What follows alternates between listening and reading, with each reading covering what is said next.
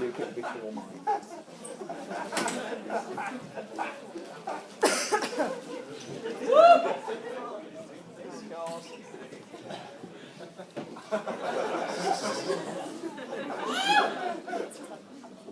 On that.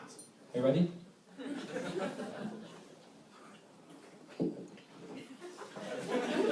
Evening, everyone. So, some of you may know me, some of you may not. That's triply true.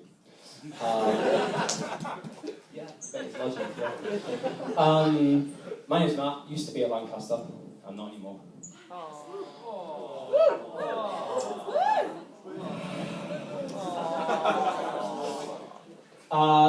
Moving to London and getting a job and being a grown-up has introduced just a whole new class of problem into my life. One of these is I've never had to iron shirt sleeves before. And like, it's so difficult. And the problem is, you spend so much time at like 1 a.m. ironing your shirt sleeves before your first day of work, and you're like, no, I need to be in like tip-top condition for this, because this is the first day of the rest of my life, and it has to go well. And you walk around, you're like, I'm wearing a suit jacket all day. And then you start to worry, it's like, do I need to carry on ironing my shirt sleeves? Because I'm really bad at it, and it takes me several hours to successfully iron a single shirt sleeve. But the problem is, you're really unsure as to whether anyone at work is actually a fellow shirt sleeve enthusiast. Like, do they actually look at your shirt sleeve? Do they appreciate the time and effort you spend increasing your skills, getting better at ironing your shirt sleeves? Because now that you've left your shirt sleeve society, no one even gives a shit at the amount of time you've spent trying to get better at ironing your shirt sleeves. This isn't about shirt sleeves anymore.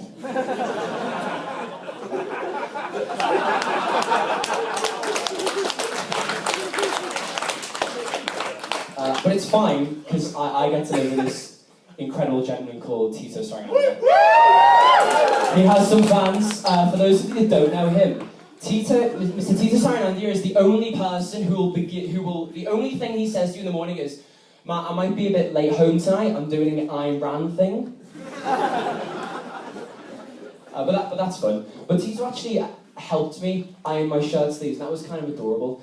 Living with Tito is like kind of interesting, because as a physicist, because Tito's actually a perfect superposition of two perfectly diametrically opposed states. Of both, he's simultaneously entirely prepared and competent at adult life. He's set up my council tax, and I'm paying it, and I don't know how. And we pay the water bill, and we pay heating, and we pay electricity, and he just tells me every week, like, oh yeah, you owe me this. It's like, it's fine, that's fine. But he's also simultaneously completely unprepared for adult life. And the perfect example of this was a couple of days ago when he came home from a particularly enthusiastic trip at Waitrose. He was very excited. Oh, Matt, you won't believe what I got from Waitrose. I got a goo salted caramel hot chocolate. Matt, we must share this during South Park. Whilst we enjoy their biting social commentary on a higher level than most of their viewership.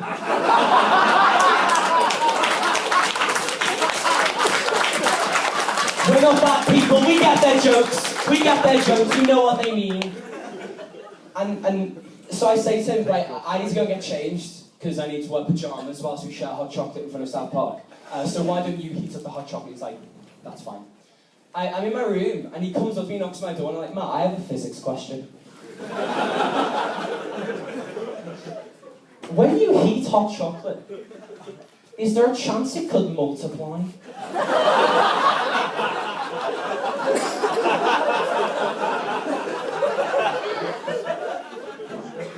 No. Are you sure that's what's happened, Tito? Well, the pan's overflowing now, Matt, and I don't really know what's happened. Can you come and help? And we go downstairs, and he leads the way. And I come down to the kitchen, and he's standing there just looking at it like this, just like...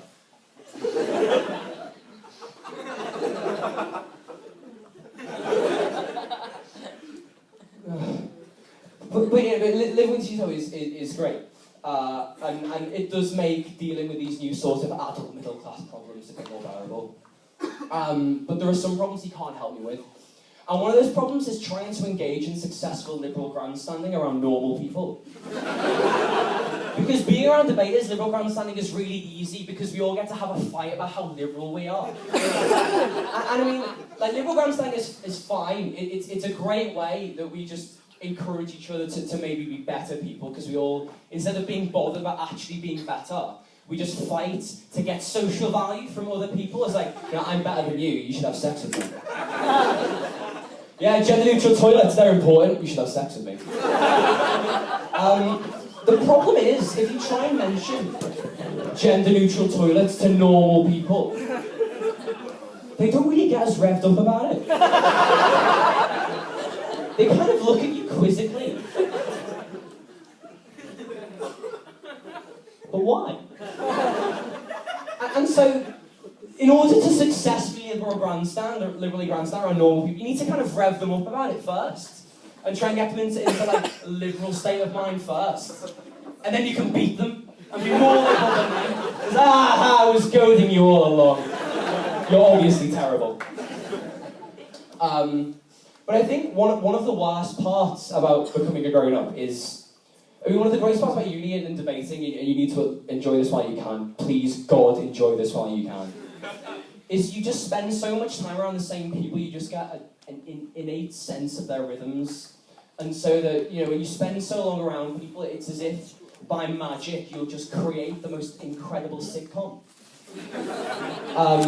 I have a few excellent examples of this. Which is funny because last year I didn't do the stand-up, and someone told me I should, and that someone is Becky Howard. And I was like, but Becky, what would you talk about? And Becky shrugs and just goes, something about the North? Fantastic advice. So this story did actually happen in the North, back when I lived at Lancaster.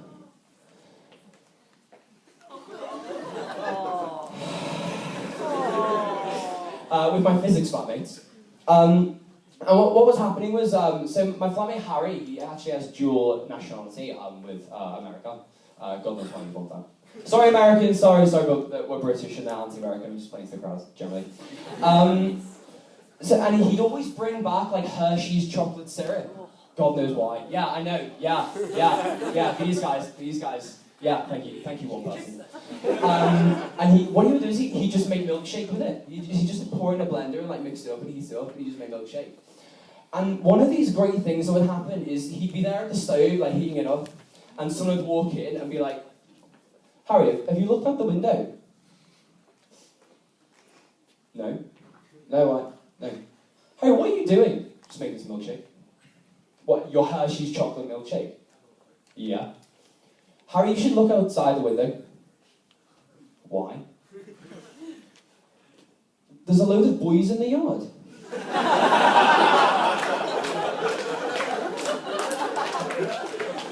What, again?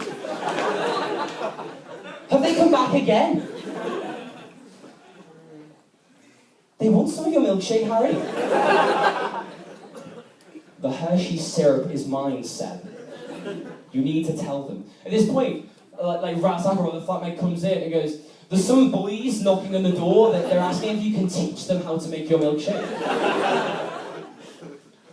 Which is just brilliant. Another great example of this was, one day I just got this random message from an ex who I spoke with just after attending uni. I had this incredible conversation, which I've got here.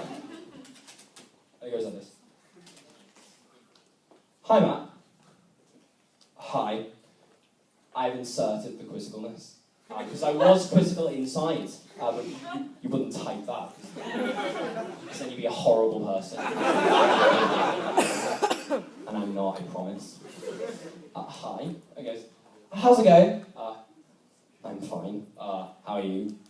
Alright. I've just signed up to the army. We hadn't spoken for a year and a half. So this was bemusing because it was immediately apparent this was meant to be used as some kind of weapon. It was obviously meant to imply this was somehow my fault. That this person who we're going to call Alice, reason why we're going to call her Alice is that was her name. That it was my fault that she decided to sign up for the army and that I should feel bad. I didn't. Make of that what you will, but I think it's probably a little bit tenuous at best. I need some better analysis. We're all debaters. And so the first thing I do is immediately recount this entire conversation to my flatmates. And I tell them what happened. And they all find it hilarious, as equally as hilarious as I am, that it would be my fault that this girl has joined the army a year and a half after the last time I spoke to her. But one of my flatmates, Harry, the milkshake guy, he kind of looks really disapprovingly at me. He's like, "This is your fault, man."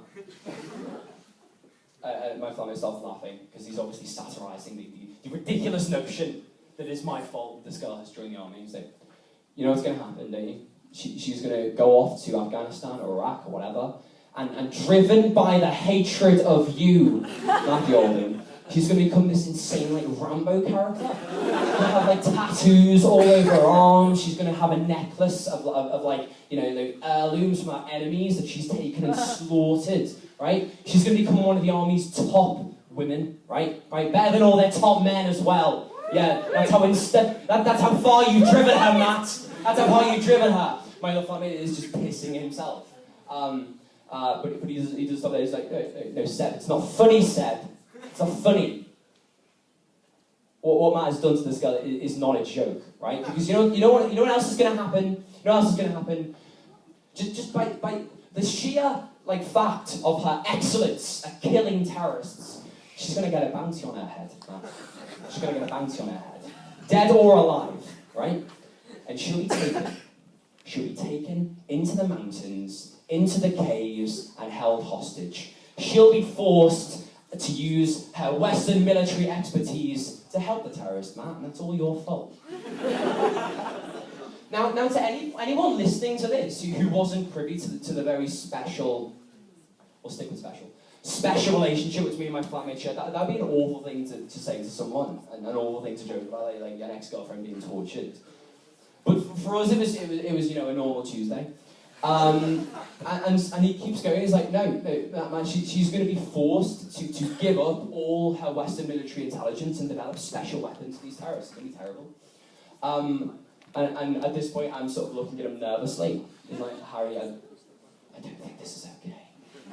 And he's like, no, man, it'll actually be fine, because what's actually going to happen is she's going to, by virtue of her sheer ingenuity, develop what is essentially a powered exoskeleton.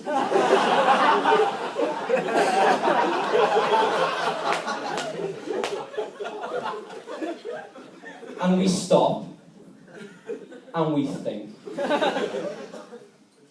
And my other flatmate just leans forward. "Harry, is this the plot to Iron Man?" And it was the plot to Iron Man. But you know what? And that's what made it okay to joke about her torture. Because we had that special relationship, and that's the special relationship you have with your fellow debaters.